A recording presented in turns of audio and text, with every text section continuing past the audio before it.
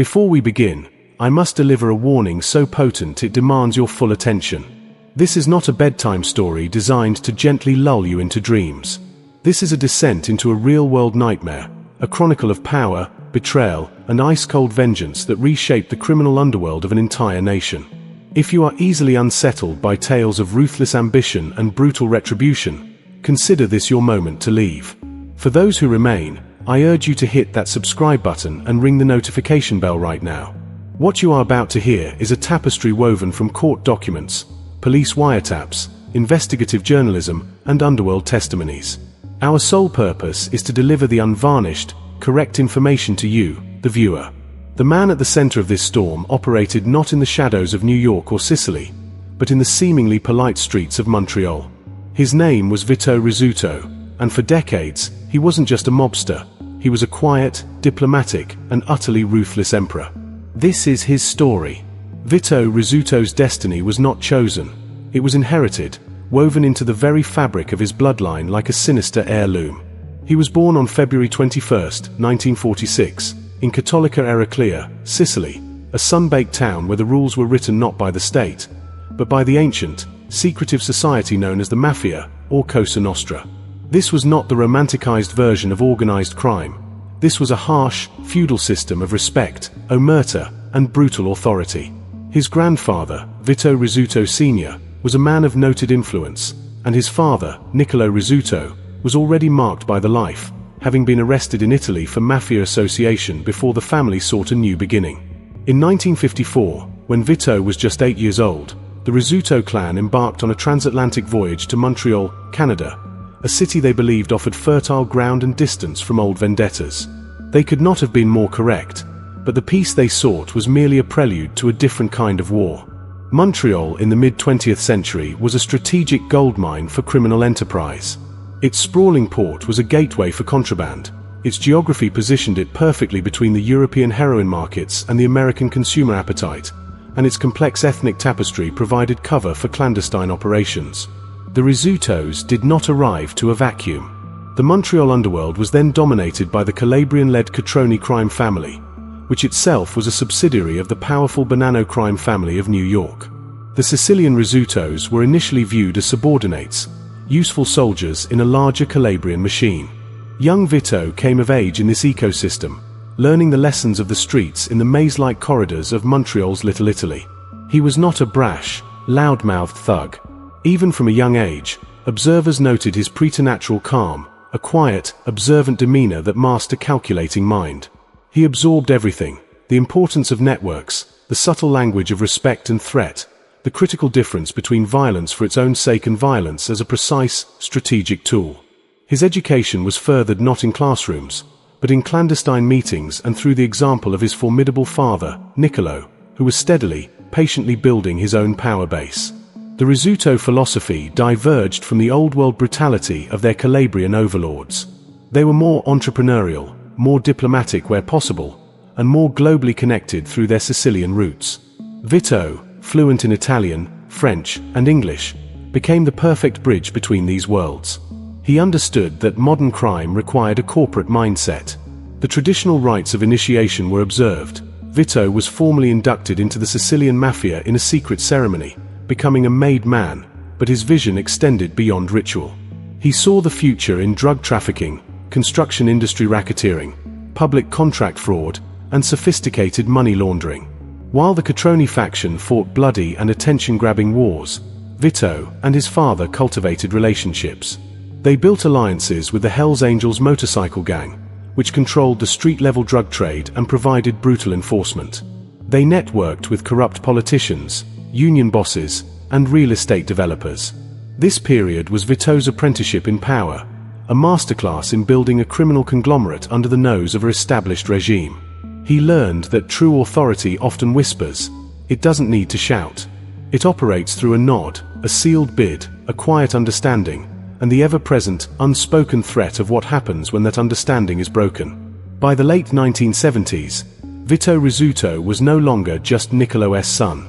He was a key executive in the family business, a respected negotiator, and a man whose calm voice could orchestrate vast, illegal profits or decree a sentence of death.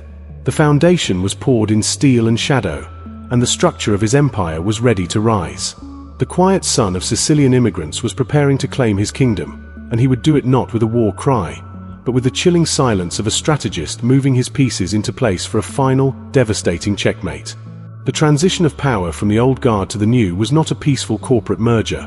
It was a meticulously planned coup, executed with the cold precision that would become Vito Rizzuto's signature. The pivotal moment, the act that announced his arrival on the international stage and shattered the existing order, occurred on a spring afternoon in New York City in 1981.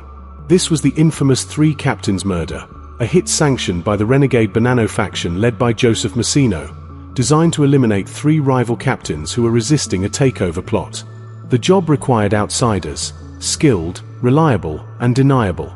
The call went to Montreal, to Vito Rizzuto. On May 5, 1981, Rizzuto, along with two associates, allegedly entered a social club in Brooklyn under the pretext of a meeting.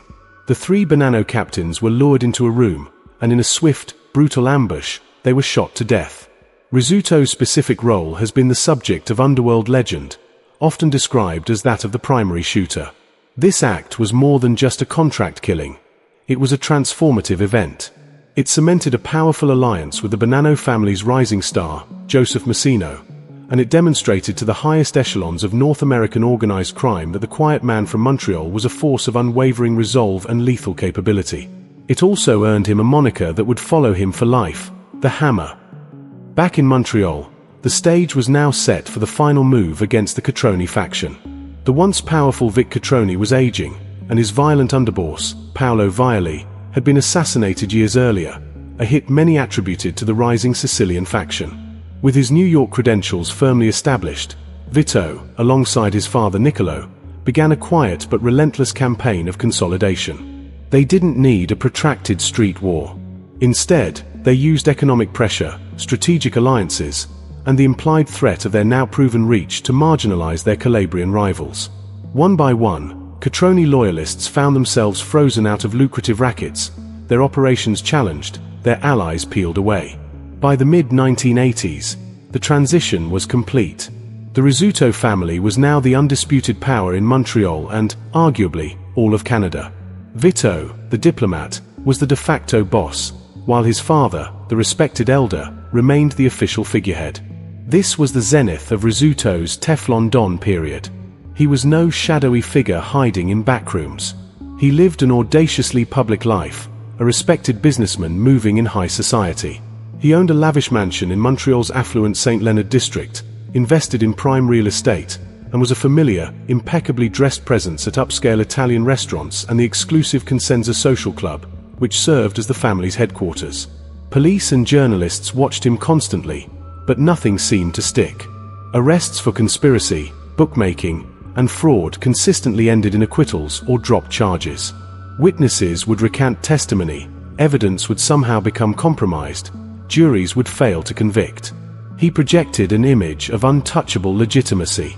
His power was an open secret, woven into the city's economy through a stranglehold on the construction industry, particularly the massive concrete pouring sector. Every major project in Quebec, from skyscrapers to highways, paid a tax to the Rizzuto organization. His network was global. Heroin and cocaine flowed through Montreal's port via alliances with Sicilian clans and Colombian cartels. Financial fraud schemes reached across continents. His influence extended into politics, sports, and entertainment. He was a criminal CEO, managing a diversified, multinational portfolio of illegal ventures with a calm, boardroom demeanor. For nearly 2 decades, Vito Rizzuto ruled not through constant terror, but through a balanced economy of favor and fear. He was known to help those in his community, settling disputes and offering loans, building a reservoir of goodwill and silence. But beneath that polished veneer lay the ever-present memory of the three captains in Brooklyn, a stark reminder of the lethal consequence of crossing him. He was the untouchable king of a peaceful, prosperous criminal kingdom, or so it seemed. The very alliances and global ambitions that built his empire, however, were planting the seeds for its catastrophic downfall. His story was far from over. The Teflon coating was about to be tested by a heat it could not withstand. The facade of invincibility, so carefully maintained for over 2 decades, began to crack not with a single thunderclap, but with the slow, insidious drip of betrayal and a tectonic shift in the underworld's landscape. The first tremor originated from within the very alliance that had propelled Vito Rizzuto to power, the Bonanno crime family in New York. By the early 2000s, the Bonanno family was in disarray, having been infiltrated by a legendary undercover FBI agent, Donnie Brasco, years earlier, and was now being decimated by a new generation of turncoats. The most devastating of these was Salvatore good-looking Sal Vitoli, the underboss and brother-in-law to the now imprisoned boss Joseph Massino. Facing life in prison, Vitoli did the unthinkable. He became a cooperating witness, providing the government with an unprecedented, detailed look into the innermost workings of the mafia. In his quest to save himself, Vitoli offered up a crown jewel to prosecutors, a full confession and detailed account of the 1981 Three Captains murder. For the first time, the law had a direct, insider's testimony placing Vito Rizzuto at the heart of the iconic hit. The Teflon shield, which had repelled every local charge, was powerless against the federal machinery of the United States, armed with the testimony of a top-tier made man. In January 2004, as Rizzuto lunched at a Montreal steakhouse, his reign of quiet power came to an abrupt end. He was arrested under a U.S. warrant and, after a protracted legal battle, extradited to the United States in 2006. In a Brooklyn courtroom, the master negotiator found himself with nothing to bargain. With Massino himself also now cooperating, the evidence was insurmountable. In May 2007, Vito Rizzuto, the man who had orchestrated a continental criminal empire, pleaded guilty to his role in the three murders. The plea was a stunning, strategic surrender, an acknowledgement that this was a battle he could not win. He was sentenced to 10 years in prison, a term that, for a man in his 60s, represented the end of his era. As he entered the Colorado federal prison, his absence from Montreal created a vacuum of terrifying proportions. The kingdom, built on his personal authority and diplomatic skill, began to implode. In his absence, the delicate peace he had enforced evaporated. Rival factions, long suppressed, saw their opportunity. More catastrophically, a brutal, ambitious faction within his own organization, possibly feeling sidelined or emboldened by his weakness, moved against his family with shocking savagery. The unraveling was methodical and heartbreaking. In November 2009, his eldest son and heir apparent, Niccolo Rizzuto Jr., a man known more for his volatility than his father's calm, was gunned down in broad daylight in Montreal's Notre-Dame-de-Grâce neighborhood. The hit was a direct and devastating message.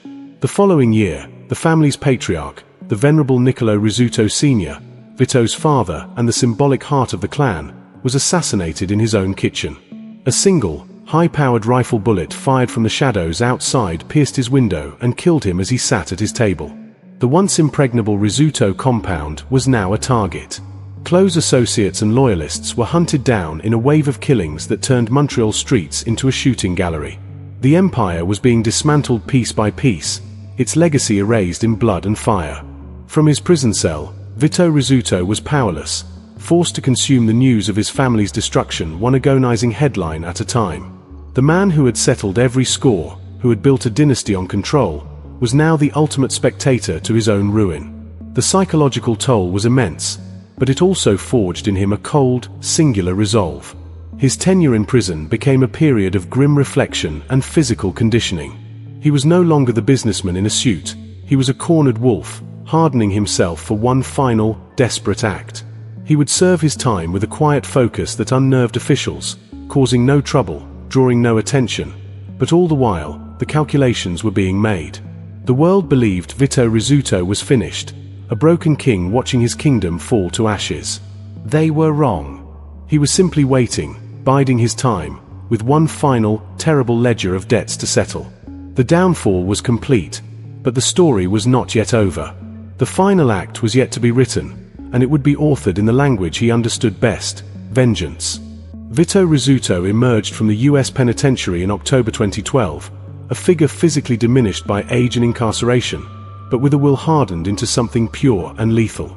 He returned to a Montreal that was unrecognizable from the orderly kingdom he had left. His father and son were in their graves, his organization was fractured, and a generation of usurpers and opportunists had feasted on his legacy. The quiet, diplomatic CEO was gone. In his place was a singularly focused avenger, a man with nothing left to lose but his honor and a list of names. The calm that had once been a tool of business became the terrifying stillness of a predator before the strike. He did not return to the public eye with grand pronouncements. Instead, he moved with a ghost silence, but his actions thundered through the underworld. The period following his release became known as the Montreal Mafia War, a bloody, methodical campaign of retribution that would claim dozens of lives and was orchestrated with chilling strategic clarity from the shadows. Rizzuto's first order of business was not merely to reclaim his throne, but to purify it with fire. He systematically identified those he believed responsible for the betrayals and the attacks on his family. The killings began with a ruthless efficiency that paralyzed his enemies with fear. Key figures associated with the rebellious faction, men who had grown powerful in his absence, began to disappear or were found executed in cars, cafes, and suburban driveways, often with the signature marks of professional, mob-style hits. One of the most significant targets was Salvatore Montagna, a Sicilian-born mobster from New York who had tried to seize control of the Montreal rackets during Rizzuto's imprisonment. In November 2013, Montagna was lured to a riverside property and shot dead, his body left as a stark message. The hit was a masterclass in manipulation and insider knowledge, a clear signal that Rizzuto's intelligence network, though battered, was still lethally effective. But the vengeance was not limited to rival bosses. It reached into the very fabric of the organization, targeting those within his own circle he deemed disloyal, including former associates who had switched sides. The message was unequivocal. Every betrayal, every moment of disrespect during his fall, had been meticulously recorded, and the debt was now due, with interest. This was not the corporate-style governance of his peak. This was the raw, old-world justice of a Sicilian vendetta, pursued with modern resources. Amidst this carnage, Rizzuto also began the quiet work of rebuilding, consolidating what remained of his empire under a tighter, more trusted circle, often relying on his surviving son, Leonardo, and longtime loyalists who had weathered the storm. He sought to re-establish control over the construction industry and the port, the lifeblood of his fortune. For a brief, violent moment, it appeared the phoenix was rising from the ashes, that the Teflon Don might, through sheer force of will, reconstitute his dominion. But the cost had been immense, and the body was no longer as resilient as the spirit. The years of prison, the psychological torment of his family's murders, and the immense stress of waging a one-man war had taken an irreversible toll. In December 2013, barely 14 months after his release, Vito Rizzuto checked into a private Montreal hospital, suffering from what was publicly described as complications from pneumonia. His condition deteriorated rapidly. On December 23, 2013, at the age of 67, Vito Rizzuto, the last true godfather of Montreal, the man who had built an empire, watched it crumble, and bathed it in the blood of his enemies in a final, furious act of reclamation, died not on the street from a rival's bullet, but in a hospital bed, claimed by illness. His death created a silence more profound than any explosion of violence. The ongoing hits momentarily paused, as the underworld absorbed the reality that the architect of the vengeance was gone. His funeral was a spectacle of contradictory symbolism, a final testament to his complex legacy. It was at once a massive, public display of respect and power, with a procession of luxury cars and hundreds of mourners, yet it was also a somber, private family affair, closed to the media, reflecting the isolation of his final year.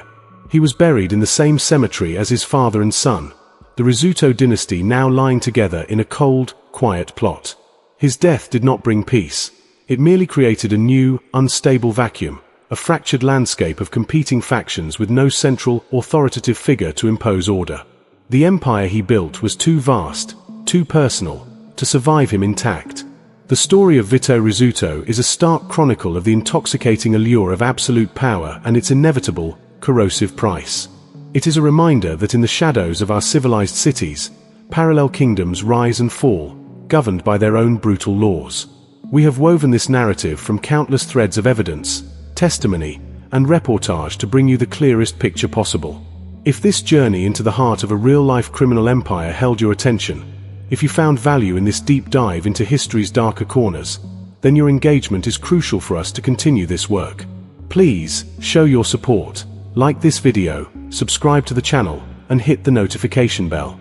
Your click ensures that stories like these, told with dedication to truth and narrative depth, continue to reach an audience. Share your thoughts in the comments below. What aspect of Rizzuto's rise and fall did you find most compelling? Thank you for listening, and for your commitment to understanding the full, unvarnished story.